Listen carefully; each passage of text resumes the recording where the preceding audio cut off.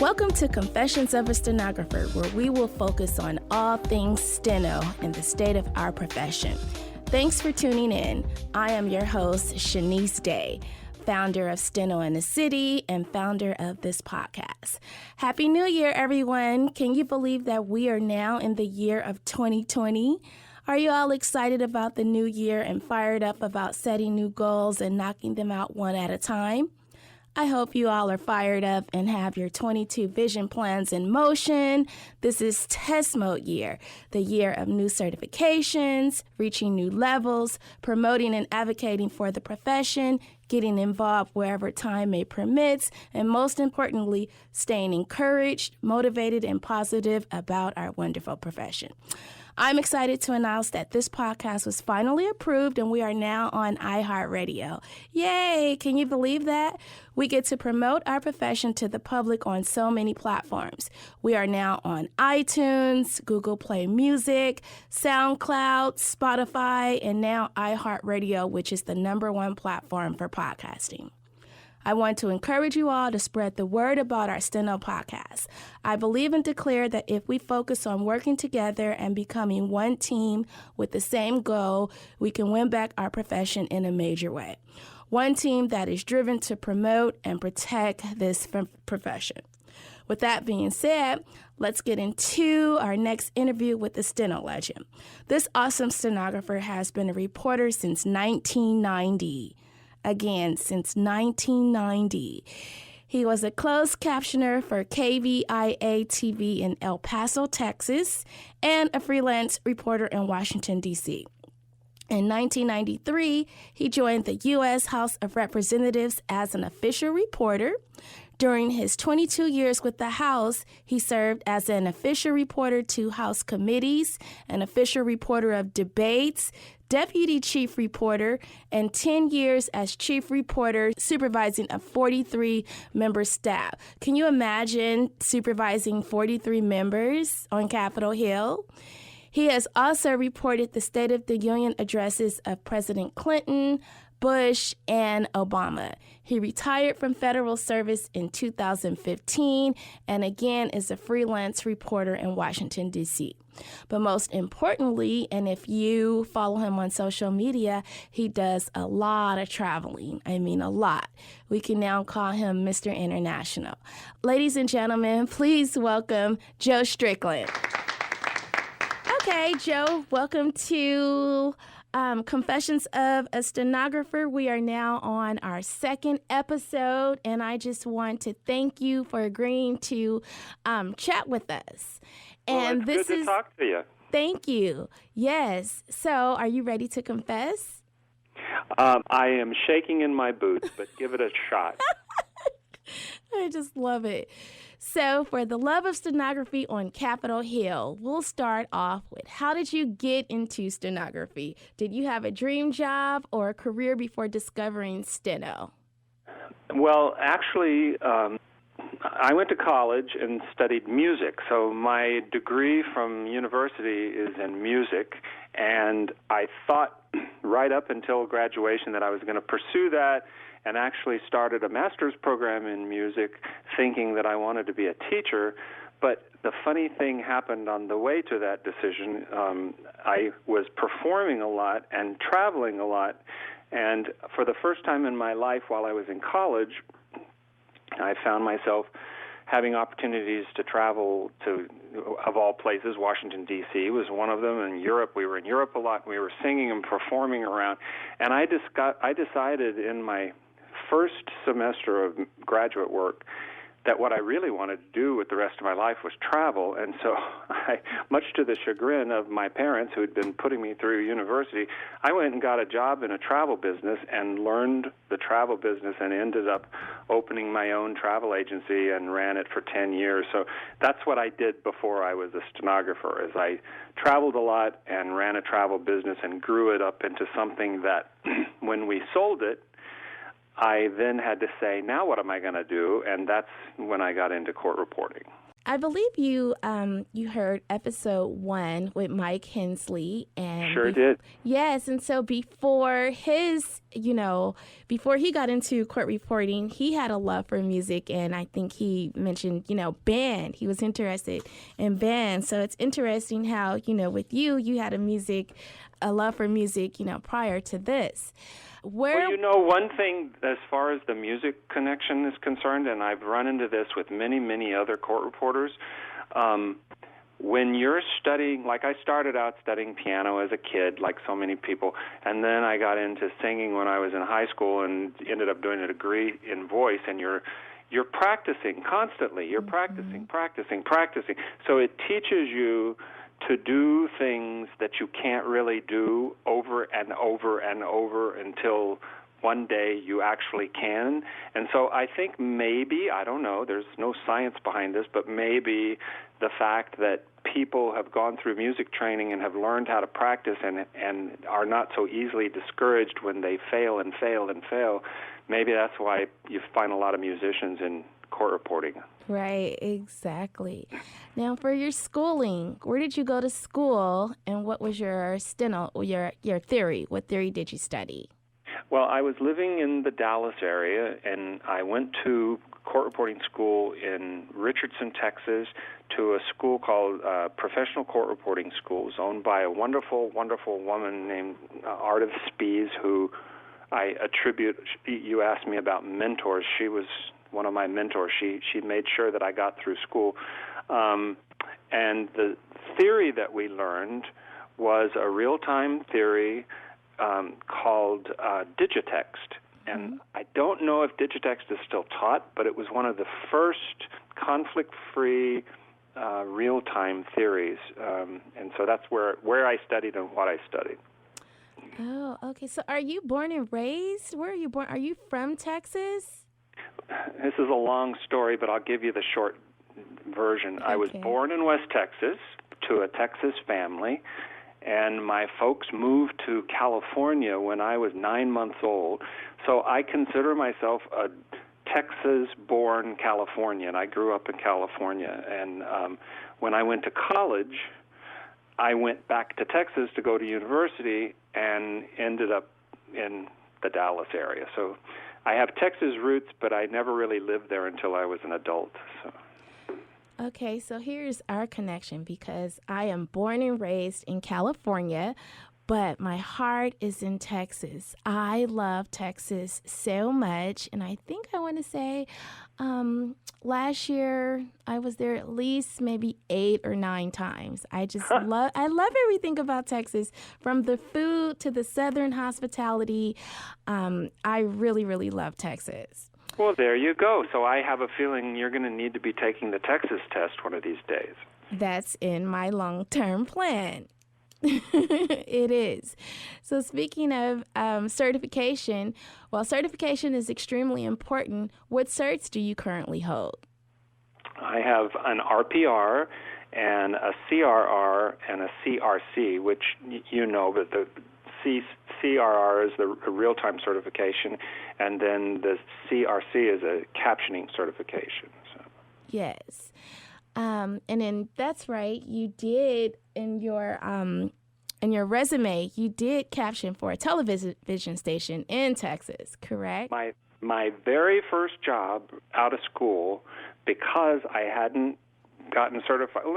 Let me parenthetically say that I am not a natural freak of nature writer. I am a head-down, grimace, plow-through workhorse, I'm not going to give up writer.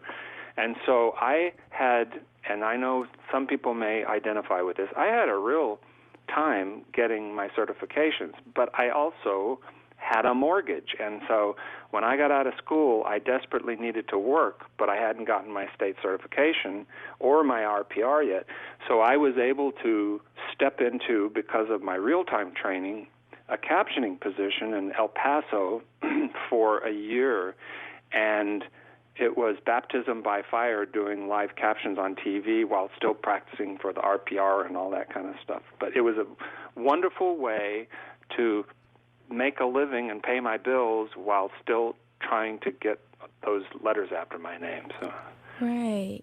So basically, through determination, you was determined to do what you had to do to become certified. You weren't a natural writer, but you stayed on that machine, you practiced, and you did what you needed to do. Exactly. Well, I used to say it was like the old pirate ship movies where you walk down that board and they have somebody behind you with a sword, and your choice is either to walk to the end of the thing and jump off or turn around and land the sword, and I didn't want to land the sword. So I just kept going because, as I said, I was an adult human with a mortgage to pay and I had bills to pay. So there's nothing like lighting a fire under your feet than watching the bills show up, So. Right. Okay, so now stenography on Capitol Hill. So again, this is how I discovered you. It was because of a State of the Union address with President Barack Obama, and there you were. Your haircut was on point. Your suit, you were sitting straight up. You had a serious face going on, and you were making history. Oh my goodness! So last year I was able to go to Capitol Hill for the first time, and when I tell you that was an experience that I would never forget, I will continue to talk about it, and I will continue to, advise others to, if you can get on Capitol Hill to advocate for something you are just so passionate about, do it. Walking in the halls of Capitol Hill and just listening to my heels click on that marble floor, it was just an experience that, I will never forget. Just this past October, I was there for the Empowerment Conference, and Tracy Martins, she arranged a tour. And this time, we were able to go inside of the gallery, and this was the day that Elijah Cummings passed away. So we were able to go into the gallery and just be a part of history to where everyone pretty much stood up, and, we did a moment of silence for Elijah Cummings. And, I believe it was Penny. I don't know her last name, but I believe it was Penny. Dean. Penny Dean, yeah. Yeah, it was her. She was the reporter. And, just being feet away from Nancy Pelosi, Maxine Waters, and just paying tribute to this man, that was a feeling that, I will forever, hold dear to my heart. So you got the fire, Shaunise. You got the fire in your belly. Thank you so much. So with you, reporting on Capitol Hill. In order to report on Capitol Hill, what certs should one obtain before applying? And can you go through the process of being hired, or for the future reporters that are out there, or even our veteran reporters that are going after certs, or anyone that's interested in reporting on Capitol Hill, what must one do? Well, first of all, it's a really high-stress, high-skilled requirement kind of position. And the certification is an indication of the skill and the ability to get the job done. But let me just tell you that the things that we looked for when I was interviewing and what I was hiring, and the big difference between that job and most court reporting jobs. And the biggest difference is it's a team. Everybody works as a team. And court reporters, we are individualists, and we run our own businesses quite often. Even when we're in court, we have our own office, and we have our own billing, and we have our own processes and our own judge. But when you come to work on the Hill, and I was on the House side, the House of Representatives side, but it's the same way on the Senate side. These are teams of people who support each other and work together, even to the point of one person, for example, in a committee hearing, doesn't begin the committee hearing and end the committee hearing, but they take a portion of it, and then someone else comes in and takes a portion of it, and then they go back and take a second portion, and it becomes sort of like tag teaming. And so the teamwork really, really, really comes into play, because if you're not the kind of person who can work with other folks amicably and efficiently, it doesn't matter what kind of certification you have. It doesn't matter how fast you can write, because you're not going to fit into the whole machinery that is creating transcripts on a daily basis, daily transcripts on a daily basis for this kind of continuous talking in a committee hearing with 75 speaker IDs. You know what I mean? Yes. So that's number one. Is I think, given the skill sets, let's just assume that you walk in the door and everybody has the skill set required. The most important thing is teamwork. Now, the second thing, what certifications do is they let you know, and they let your prospective employer know, you've been tested at these levels and you've succeeded under, let's face it, tense and stressful situations, because we all know tests are stressful situations. So that's a good thing, and it's a good foot in the door, but just a certification isn't going to get you the job. Experience is important. Teamwork is important. A well-rounded, well-read vocabulary and knowledge, because think about, a committee hearing or even a debate on the floor. They, quote Aeschylus, and they talk about the play that they saw last week, and they talk about some kind of organism that's growing in a petri dish. I mean, they talk about everything in a 1 week span, and so you have to sort of have a depth of knowledge that's going to help you understand what they're talking about, so that then you can keep up with them and write it all down and turn it before you go home that night. So does that answer your question? Yes. I don't want anybody to think, whoa, well, I've actually had people say this to me when I was the hiring official. Well, I've been reporting for 20 years. I have my, our RMR, and now I'm going to come work for you. And so then my question is, well, let me ask you a few questions and tell me about your experiences working with Scopus. Tell me about your experiences working on a team. Tell me about your background education. There's a lot of different layers of things that make you want somebody who can play well with others. Yes. You know what I mean? Mm-hmm. And there's nothing that can cause a bigger problem than a really, really talented, well-skilled person who doesn't play well with others and causes a disruption in the team that's got a common goal. So, right. So what I take from it is, teamwork. You have to be a team player, and there's no I in team. And then, of course, certification and experience.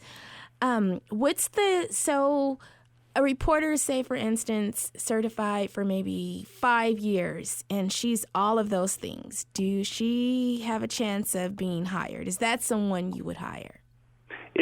Certainly, and we have, and again, I retired 5 years ago, so I don't know what they're doing now, but I do know the people that are running the office, and I have a feeling they're following the procedures that we used to follow. But we have our own testing procedure, and I went through it when I came up there, and people were going through it the last day I worked there, and I was there for 22 years.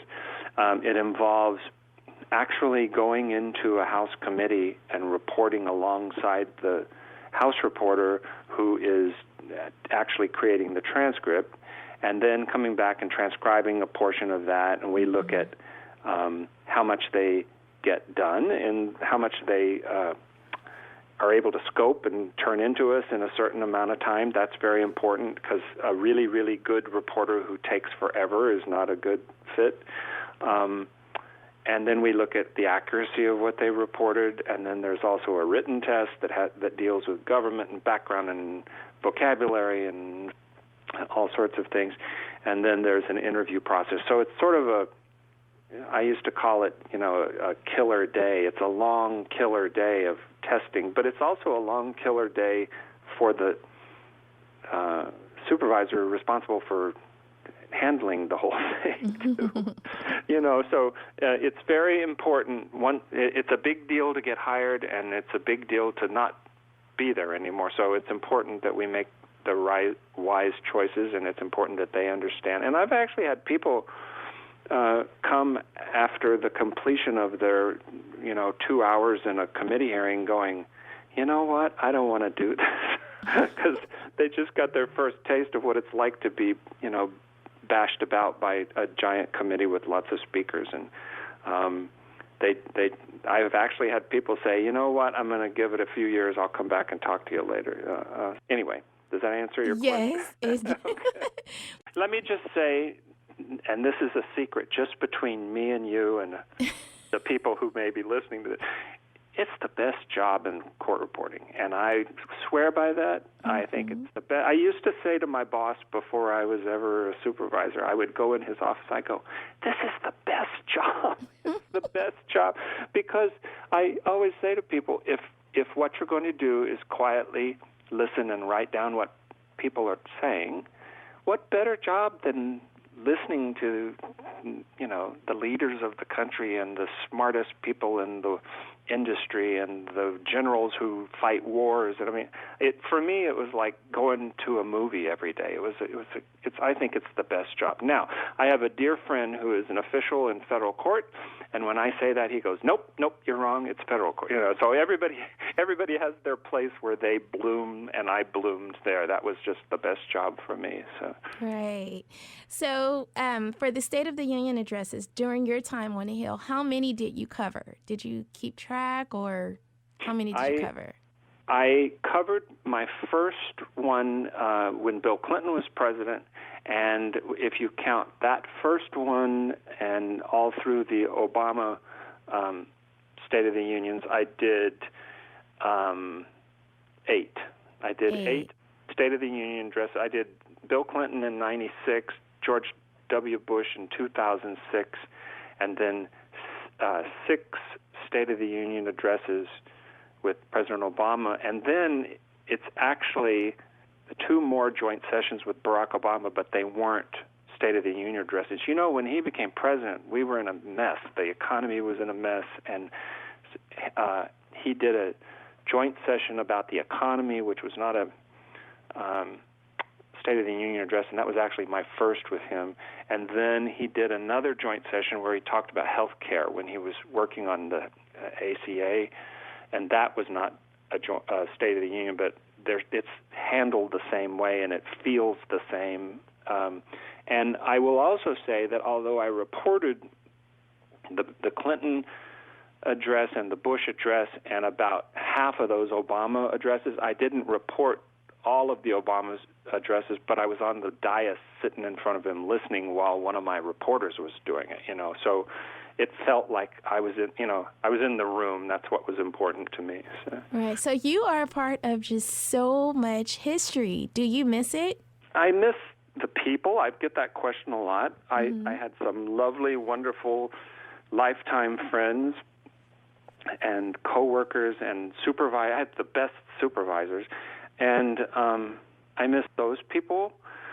But I'm loving my life now. It's a different world and a different life, and so I can't say that I miss the work because it's very stressful. And supervising people is way harder than reporting the State of the Union address. You know what I mean? When you're dealing with folks. But we had wonderful, highly skilled, and they still do, highly skilled, talented reporters, but you put 45 people all together and you're going to always have some issue that you're dealing with, and that's the stuff that I don't miss. So. Yes. Recently you went to cover for one of your friends over in the Senate. How did that feel to just be back on the Hill? And in the Senate, you weren't in the House, you were in the Senate. So what was that like? What a thrill that was. That was a total out-of-the-blue bonus to my life because I never, even in all those years of working in the Capitol, I never set foot on the Senate floor because I had no reason to set foot on the Senate floor. I would take guests to the gallery and, we would watch debates. I remember during the ACA debate, we watched John McCain, on the floor talking about health care and stuff. But what the person who is now the chief of the reporters in the Senate, Dorothy Roll, she was one of our reporters on the House side, and she called me and she said, we've lost somebody and we have a hole in our lineup, and it's really difficult because they have 8 reporters. So if one reporter's out, that really makes it a tight turnaround. And so she asked me to come in, and I went. I had 10 days. My career at the Senate was 10 days. But they taught me how to write standing up. You know, they don't sit down the way we did in the House. They have these little desks that are like harness desks, and they put their machine on it, and they actually walk around the chamber. And if the senator on the right side of the chamber is speaking, you go stand next to him and write. And then when the senator on the left side of the chamber starts speaking, then you have to scamper over to the other side and write in front of him. So that was a trip. That was a new experience. And of course, their formats and things are different, but everybody was so lovely and so supportive and so helpful, and they got me through without me screwing anything up too badly. So Right. And I saw Michelle on the news, and she had her harness, and she was over there, and I just says, oh my goodness, I know her. That's Michelle. That's Michelle.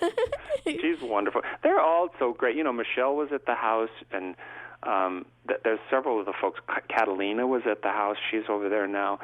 So we kind of would trade people.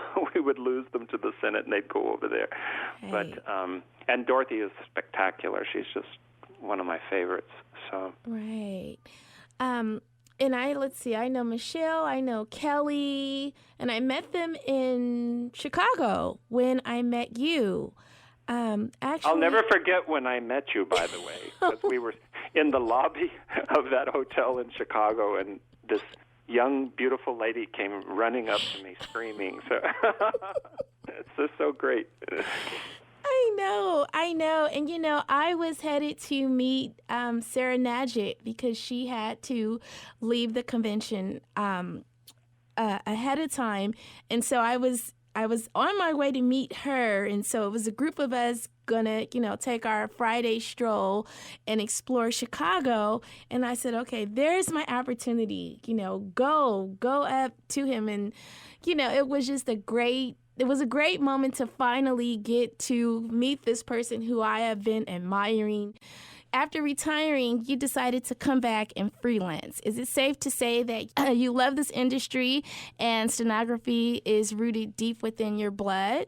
Well, I tell you what, let me be perfectly honest in 2 ways. One is the reason I retired early, which I did retire early, is because we wanted to travel. It was time to have more time. So we've been traveling constantly. We've been spending months not a month at a time, but like 3 to 4 weeks at a time in Europe, and then going back again for 2 more weeks, and then going back again for a week and a half, and we're enjoying life and traveling the way that we really, really wanted to do at a time when we're young enough and healthy enough to enjoy it and walk and climb. And we just got back from early December from Florence, where we climbed 646 steps to the tip of the Duomo there. And I thought, if I had waited until I was 68 to retire, I wouldn't be able to do this. So that's a big motivator for my working, because I work and then I spend it on travel. The more I work, the more money I make, the more we travel. So it's a lovely, lovely thing to have a skill that we all have that enables you to say, I'm going to work this much and spend this much. I'm going to work this much and spend. It's a wonderful, wonderful opportunity. So I will tell you that that's one of the very, very best things.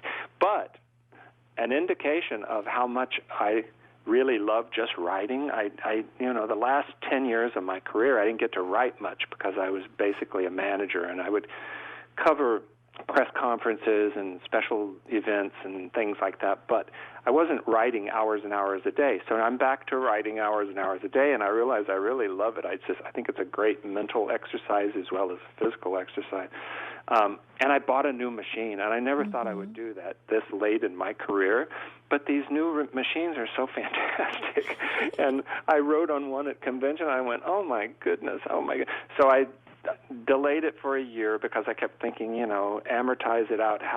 But you know what? As long as I'm healthy and I can hear and I can write, I want the best equipment and the best computer, and I want to be out there, on an even playing field. So anyway, I do love this job. I love what it's done for our lives. I love how it's affected the way we live, and I love the fact that it lets me do what I love more than anything in the world, which is get on an airplane, So. Right. Yes, and we all, I just know your friends in this profession, and the ones that are able to view, but we love your pictures that you share. Do you have a love for photography? Because so I told you I know a lot about you, and I also remember you having this awesome CD collection. Do you still have that collection of CDs? Well, as a matter of fact, the Luddite that I am, of course I do. But what I had to do is it was a lot of CDs, and what I had to do was ditch the jewel cases, the jewel boxes, and I put them all in envelope sleeves in 3-ring binders, big 5-inch 3-ring binders, and I have 4 or 5 of those big binders where all of those wall of CDs that used to take up so much space. We sold our house and downsized, and this is our retirement condo. We're living in the middle of D.C. in a condo. So we had to downsize our footprint, and that was one of the things I did, is I got rid of all those things and put them in books, which now can be hidden in the cupboard and you don't ever see them. But I own that music. I can always go back and find that music. I am not a subscriber to streaming music guy because I want to own the music. Right. Let me ask you this. Do you have the Whispers in your collection? I don't think so. No. Okay. So whenever you get a chance, listen to the Whispers. And I want to say their album is called More of the Night. I can't believe I'm telling you to listen to the Whispers. I'm writing it down. Yeah, Whispers. More of the Night. So when I was younger, my mom, she used to play this album over and over and over, and I just could not stand it. So as when I became an adult, can you believe the Whispers is like my favorite group? I mean, I hated this album so much that, when she passed away and I knew that was her favorite group, I actually put their tape, it was their tape. I put it in her casket because I wanted her, to have it with her. But I just love the Whispers. So would you say you love, do you have Tina Turner, Prince? Oh, yeah. Okay. Oh, yeah. I love Tina, yeah. Mm-hmm. I love Tina.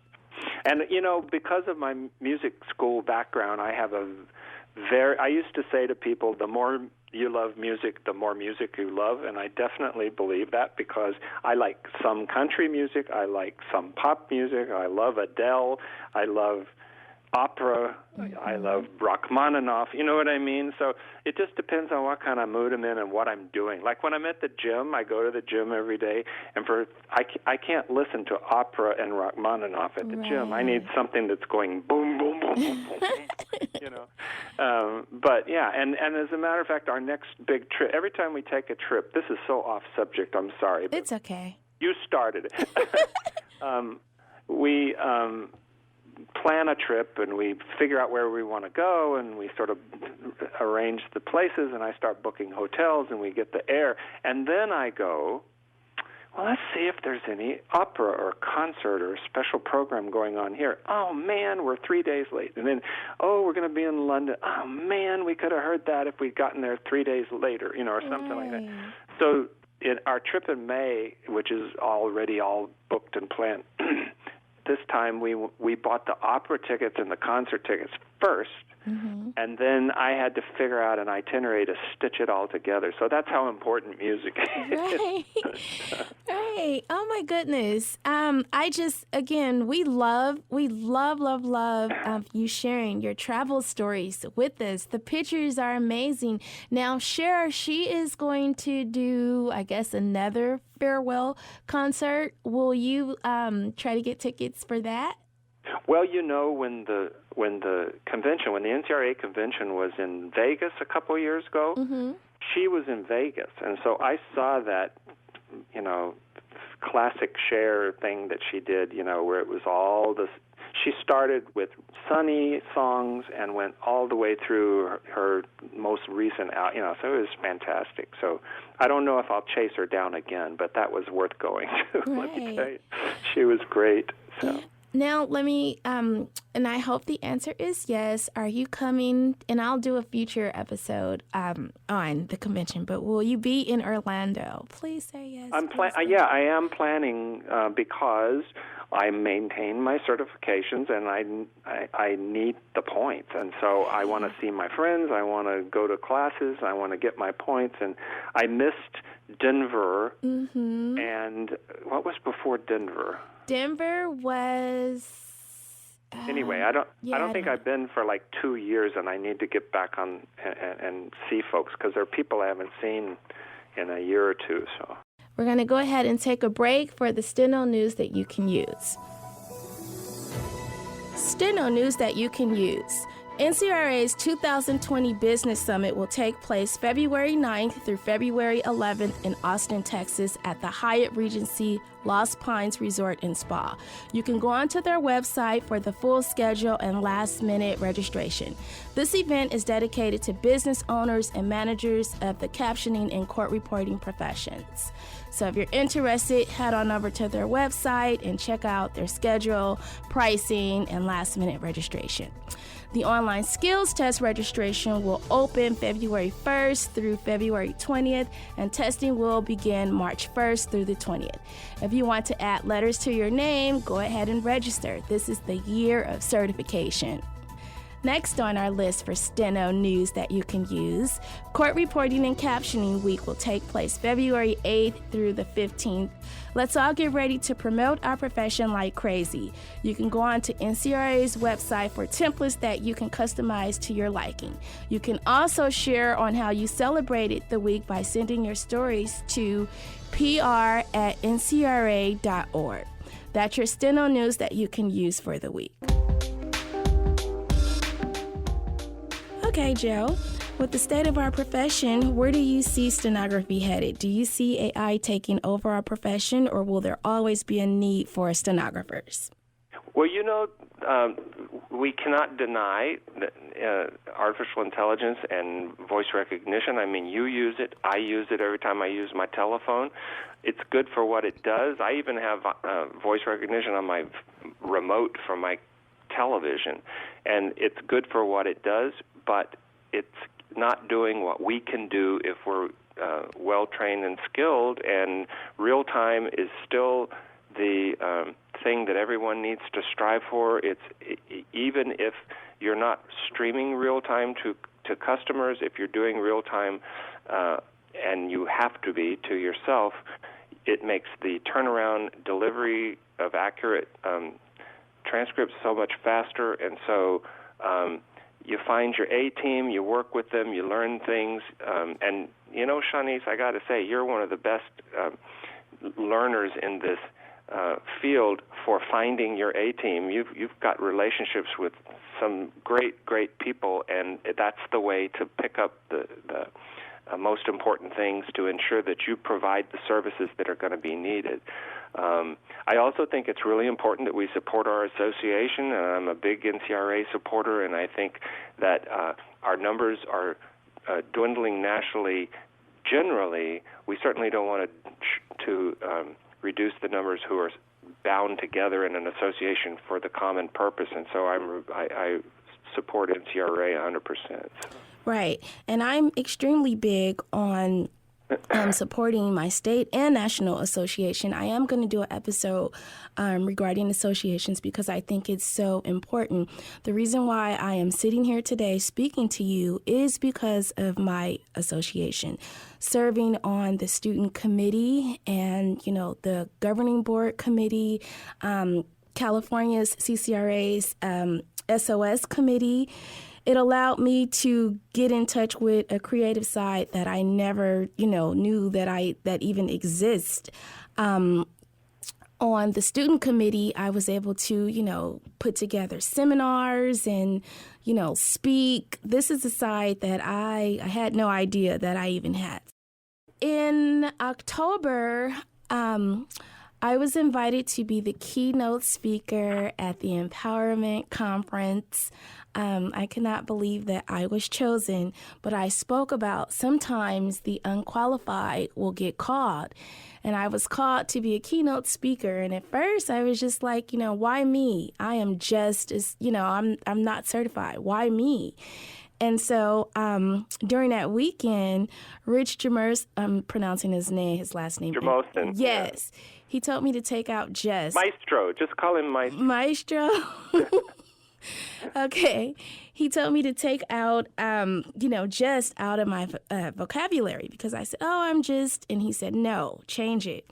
And so pulling up into the Ritz-Carlton, I was extremely intimidated because I knew at this conference it was going to be veteran reporters, the ones that we all, look up to. What could I possibly say, to them? I'm not doing what you guys doing. Why me? So the moment I walked into that conference, I changed my thought and I said, I'm just as good.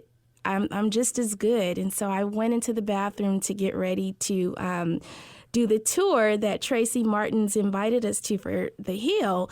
And I said, I'm good enough and I'm going to do this. I can do it. These are just, fellow colleagues that are, that has been in the game a little bit longer than me, but I'm just good. I'm good enough and I'm going to do well as the keynote speaker. So one of the topics that I talked about was legacy.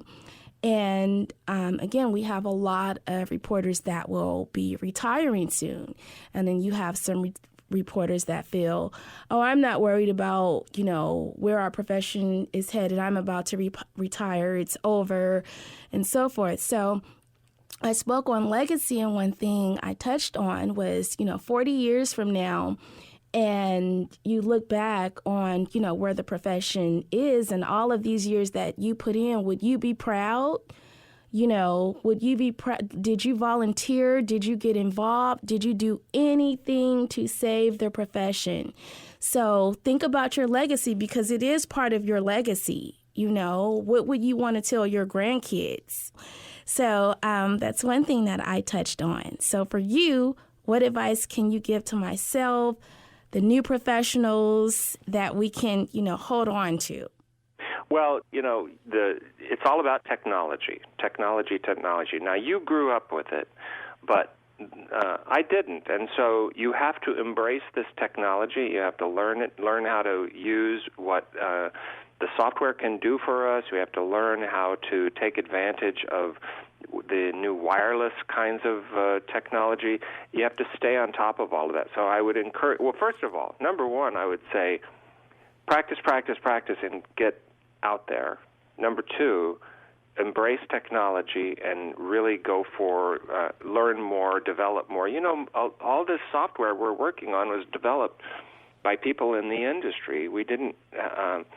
It didn't just drop on us one day, and so we have to continue to invest in technology and service and providing the kind of service that our customers want and making sure that they understand what makes us different from any other type of reporting, any other type of creation of transcript.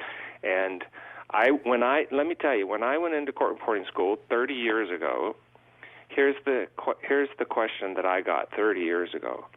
Well, can't they just tape that?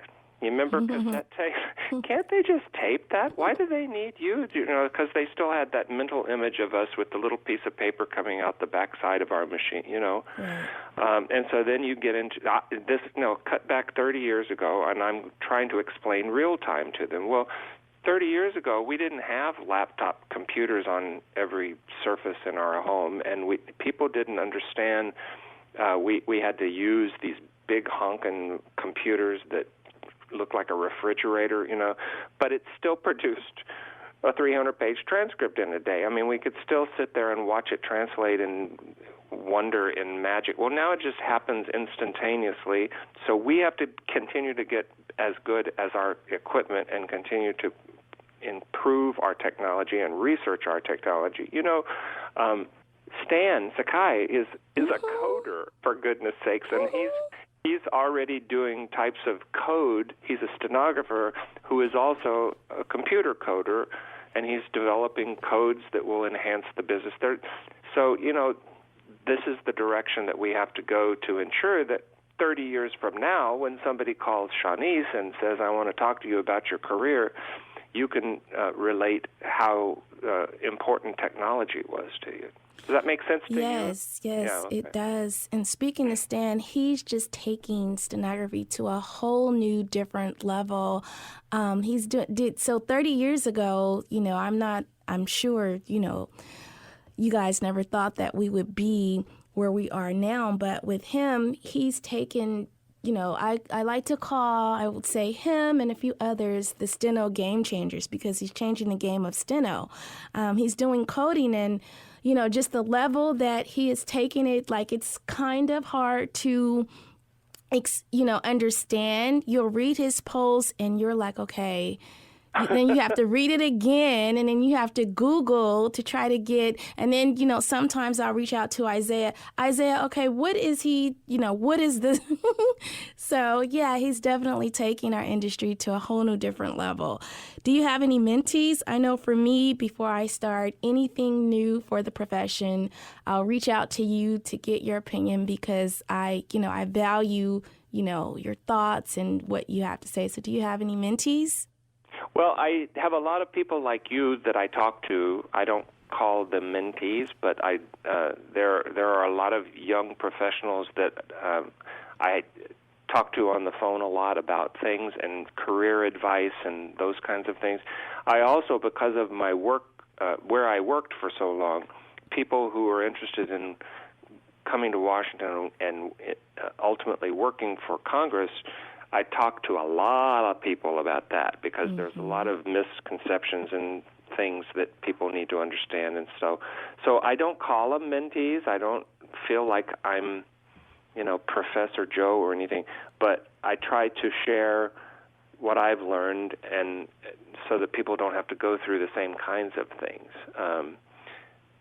And as far as my mentors, I want to mention the people that made my life possible, and one of them was Dr. Bill Oliver, who used to be president of NCRA before I even knew what a court reporter was. And he was our director of education in school. I went to a brick-and-mortar school, and he just would not let me quit. I got to the end of 2 years, and I ran out of money, and I said, well, it was a nice effort, but I can't do this. I got to get a job and pay my mortgage. And so he got me a job, and he kept me in, and he encouraged me, and he found me my first reporting job. And so Bill Oliver will always be a saint to me as far as a mentor. And then three other people, I want to just mention names, and then I'll get off of it. But Ardith Spies, who's the owner of our school, was very, very, very, very encouraging, and I still hear from her today. Darlene Parker is the person from NCI who got me on the air captioning and taught me the shortcuts to get me on the air for captioning local news when I was early. It was my very first job in my career. And then when I came to the House, the deputy chief then was a guy named Dennis Dinkle, who became a friend and a wonderful mentor and encouraged me. And so I think anybody gets to the certain point in their career and they look back and they go, man, if I hadn't met those people, I wouldn't be doing what I'm doing now. So I always say thank you as often as I possibly can. So now this gives me an opportunity to say thank you. Right. And so you know the backstory with Darlene and I. Did I think I No. met? Yeah. Okay. So, and then so the backstory with Darlene is in, the San Francisco convention.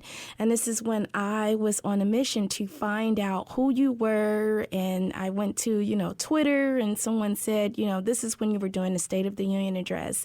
And I found out who you were on Twitter, and then I, went to LinkedIn, printed out your resume, and You're a stalker. Right, yes. I was stalking Joe. And so at the convention in San Francisco, one of my main reasons for attending was because I wanted to meet you. And this is before I knew anyone. I didn't know anyone, at all in a profession. It was my first convention. So at the gala, I sat at a table with a woman. She was alone. And, again, I attended by myself and I didn't know anything about networking. I was shy and quiet. And so I sat at this table and I reached over. I said, do you know Joe Strickland? And she said, Joe? I trained Joe. And oh my goodness, I knew that I wanted to sit and, get as much information as I could about you. So we exchanged information. And then the next year in New York, again at the gala, she was sitting at her table. And I said, I'm going to go and speak to her. And we have to take more pictures like we did in San Francisco. I said, Darlene, is Joe here? I've not seen Joe. I don't think he's here. And so it wasn't until Chicago. And that's when I did my whole, okay, I'm going to go up to him and introduce myself and so forth. So that was pretty cool. Darlene, she's amazing. And she also came to Steno in the City. So it was nice to have her, come out and support. In one word, describe the court reporting and captioning industry. Rewarding. That's been my experience.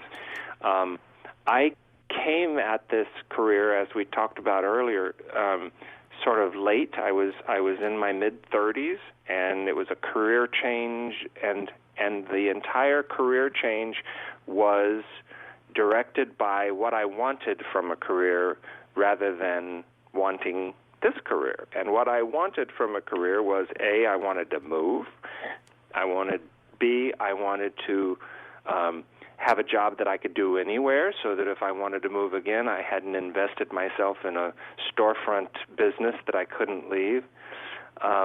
And I wanted to be independent. I wanted to have an independence and not, I think I mentioned I had been running a travel agency and supervising people and managing budgets and worrying about payroll, and I just wanted to be in business for myself and be an independent guy doing my own thing. So that's what sucked me into court reporting. And it gave me all of those things, but in addition, it led me to my job at the House of Representatives, and I ended up doing all the things I said I wasn't going to do. I was managing people and managing budgets and, moving the chess pieces around. But at least I was prepared, and I had the court reporting experience so that I could understand the people I was working with. So it has proven to be so rewarding, and it did all the things that I asked, that I dreamed about when I was saying, well, now what am I going to do when I sold this business? Now what am I going to do? Well, we've moved several times. We are living a life that's exactly the way I envisioned it, and we're getting to travel, and it's so, if you ask me one word, I would say rewarding. And the relationships that you make in this business are terrific. We're all off doing our own thing in our own little job, but then we come together in these group meetings, and it's just terrific to know that other people are going through the same things that you're going through. So it's very, very rewarding. Yes. How do you protect your peace in this profession? You are a steno legend, and you've been around for a long time, and you've seen it all, you've heard it all. How do you protect your peace? Well, first of all, I will argue the steno legend part, because I'm just a working guy who was very, very lucky. And I say this at least once a day. I'm a very, very lucky man. I have, those wooden signs that people have on their desk that have their names at the front of their desk? I have one of those, except it doesn't have my name. It just says, so lucky. I'm so lucky, and I look at this every day, and I believe it. So I think that I could certainly name off all 5 of my fingers people that I do consider steno legends, but I wouldn't put myself on that list. I'm just a working guy who got really, really lucky. But you asked me, how do I manage peace in this profession? First of all, you have to stay positive, and you have to be prepared. And the worst thing that causes stress in life is approaching anything and unprepared. So you have to be prepared. That means getting up early. That means showing up early. That means having multiple iterations of every cable in your bag. That means knowing that you have a backup if you need to have a backup. It's being prepared so that then, the job alone is stressful enough. Just trying to hang on and keep up with everybody is stressful enough. You don't need free-floating anxiety because the taxi was late or the train was late or the weather was bad or you forgot to put in your real-time cable or, any of those kinds of things. So I'm very big on preparation, and I do as much as I possibly can. You should see my notes preparing for this conversation. I have like 10 pages of notes because I don't want to get nervous and say something that I'll think, oh, that was stupid.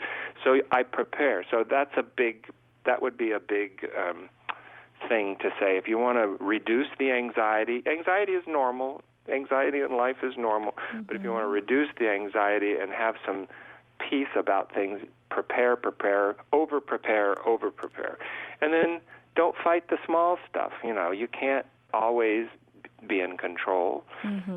You try to be in control. You stay in control as best you can, but at a certain point, you just can't fight the small stuff. Sometimes they order the draft and the daily at the end of the day when you didn't know they were going to do that. Well, you do what you can. You prep and do the best that you can so that when that happens, you can cringe, but you can still do what it is that they want to do. So the other thing, personally, that I do is travel. We travel a lot. We have always traveled a lot. Since I've retired, we're traveling weeks and weeks and weeks at a time, and that's my moment of zen, It's that and folding the blankets in the morning when I make up the bed. Those are my two moments of zen, Some people drink tea. I travel, so. There was a debate, I want to say a semi-debate on what, reporters like to be referred as. So, stenographer or certified shorthand reporter, which do you prefer? Well, now, it's funny. This is a generational thing because when I became a reporter, the name of the association was the National Shorthand Reporters Association, and there was a big debate over whether NSRA should change their name to court reporter because people thought of stenographers back in the 80s as people who did pen writing, and we didn't want to be confused with pen writers, and so NSRI changed their name to NCRA, to National Court Reporters Association. And now we're trying to differentiate ourselves from people who are calling themselves court reporters but who are actually digital tape recording people. And so now if you get an email from me, it says underneath my name, my little signature block says certified stenographic court reporter. So I'm kind of having it both ways, but I say stenographic court reporter. But stenographer is that works for me too. So yes, I just love the word stenographer.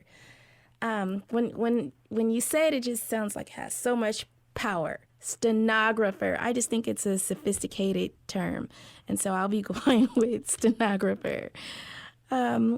Okay, do you have any words or comments that you would like to share with our listeners? Well, I would just say I think we're going back to my theme. We're so lucky. This is a wonderful profession. It's the kind of profession that we can choose how much we want to work or how little we want to work. We can choose different kinds of venues in reporting or in court or in freelance or in captioning. There are as many different opportunities as there are personalities, and I think that my biggest wish and hope would be that we, rather than push each other away, we bond and bind together closer because there's always strength. This is maybe because I worked on the Hill and I watched that politics is all about numbers, and strength comes from bigger numbers. And so I think it's important that we support each other and that we bond together. I love the Protect Your Record pop-up things that happened all over the country because it was a moment where everybody, everywhere, bonded together and came together for the common purpose and building relationships. Right. And when you build relationships, it's a lot easier to avoid throwing spears, you know. So I would encourage folks to stick together because there's power in numbers. Exactly. And what Kelly and Kimberly did was an amazing thing. And I hope, you know, this can be an annual or quarterly event that we do. One thing, and I met them both. Well, I already knew Kelly, but we had some time in October at the Empowerment Conference. And just to, you know, see the movement that they have put together, it's amazing. It really is. You know, with numbers and with us coming together, we can really, really turn our profession around. So I attended one of the pop-ups, and when I tell you just the energy in the room, it was amazing. So I hope it can be... You know what Mary Ann always has said is when reporters get together, good things happen. So. Yes, and she's right. She's right. I know, for instance, when I know it's time for me to get ready for a convention, it's like, okay, I know I'm getting ready to have a good time. Jen and Alexis, she and I, we always go down to the convention a few days early so we can, you know, do things that are not, you know, connected to the convention as far as like exploring the city and just not having a time schedule. Because, you know, once the convention start, everything is on, you know, you're on schedule. And then for me, working and handling some of the seminars, I don't really get all of that free time. So I just, when it's convention time, I know that I am getting ready to be able to talk about things that I don't get to talk with my friends and family because they wouldn't understand because it's not steno. But once we get together, it's just a relief of just letting it all out and just having a good time. I actually take my vacation. You would think that you would plan your vacation, you know, not pertaining to work, but my vacation, you know, I do save some time, you know, just for a convention. So I'm excited about that for Orlando. The first NCRA convention that I attended was when I was still in school, and so I know what it feels like to go to a convention and be surrounded by all these professionals, and then you're thinking, I haven't even gotten out of school yet. But they had a convention in San Diego in the 80s. I can't remember what year it was, but I was still working in my 200s, I think. And I grew up in San Diego, and so I thought, well, this would be a perfect opportunity. I can go home and see my sisters and my nieces and nephews and attend this convention. And so I went alone. I didn't know anybody, and I went to my very first NCRA convention. And I remember at the awards luncheon, you know how you have to sit at those big eight top tables with people. So I walked in all by myself, and I'm thinking, please don't anybody talk to me. Don't anybody talk to me. And I sat down, and these people immediately started talking to me. And they said, oh, where do you work? And I said, well, I'm still a student. And they go, oh, that's fantastic. Where are you going to school? And everybody was so positive. And then they started saying, well, what speed are you at? And how is it going? And what are you having trouble with? And all of a sudden, I just wish, you know, I was so blown away by it all. I wish I had them all write their names down because I'd love to know who I sat and talked to because I don't remember. It's been too long ago. Right. But I came away from that very enthusiastic because it was the first time I'd ever been surrounded by working, successful, professional, talented court reporters because my only connection had been at school, and we were all struggling students. So I would really encourage, if there are students listening to your podcast, which I bet there are, that they take advantage of the NCRA student seminars and the other events that are going on. Don't feel like you have to be limited to the student events because it's at these other events where you actually get to mingle and meet and introduce yourself and learn things from people. And I always sponsor a student. I know there's a lot of people who contribute to this student sponsorship thing, so we can help with the funds if that helps. But anyway, I would highly encourage students, particularly now that fewer and fewer are going to brick-and-mortar schools, and they're all alone, and you're sitting there in your fuzzy slippers by yourself practicing. You need to be embraced by this crowd of people who can say, you can do it, you can do it, you can do it. Right. And we are having, more online students come out to the convention, so that's good. I hope we continue to, have our numbers increase with the students. So earlier we spoke about music, and I had told you had wrote down the whispers, and I gave you more of the night. It was one more that I wanted you to write down. I looked it up, by the way, and of course I know that album. Of course I do. But they have another album. It's called Is It Good to You? So just that saxophone in the back, just listen to, yes, those are my two favorites. And last but not least, before we go, I want to know, what do you think about this Steno podcast? Oh, I think it's a great idea. First of all, I don't know where you find the time or where you find the energy, but, good on you, and I'm proud of you for doing this.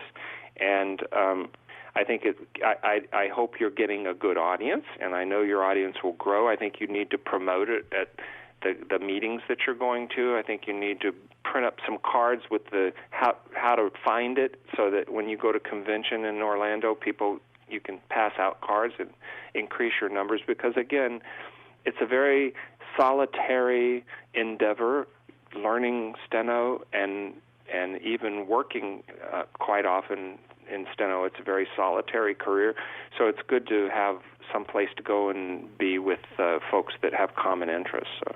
Right, and this is for us. This is for all of us. It's free. The only thing, I'm giving my time up. Well, I got up, early to come and record with you. I'm not working today. So it's for us. I just thought it was a need, for us to have when I did Steno in the City, there are so many reporters that are not on social media. I had no idea we had, these amazing reporters that are not connected to social media. And so, there's always great topics floating around social media. And a light bulb went off, okay, all of these reporters that are not tied to social media, they can benefit from these tips as well. You have officials, you have the captioners and, freelancers and, of course, students. So I figured, okay, everyone has a cell phone, everyone has a cell phone. It'll be easier to connect, and let's just go for it and see how it goes. So I want to thank you so much. This episode will forever be because you know how I feel about you, and I'm not going to go into it because I'll start talking too much and going on and on and on. But I just thank you so much for doing this with me. It has been a pleasure of speaking with you. Thank you for your tenacity and your dedication to this profession. I think it speaks well, and I hope that the venture is successful. I thank you for confessing. Have a great day. Talk to you soon. Well, thank you very much. We had fun. I would like to thank everyone that took the time out to tune into the second episode of my podcast. If you have any questions, comments, or topics that you would like to hear on Confessions of a Stenographer, where we will focus on all things steno, you can send your email to thestenopodcast@gmail.com. And remember, this platform was designed for all of us. I am determined to add value to our profession. We are the highly skilled stenographers, and it is time that we recognize our work. As technology evolves, so will stenography. We are here to stay, and we will continue to run our ways. Until then, stay encouraged and motivated about steno. Talk to you soon.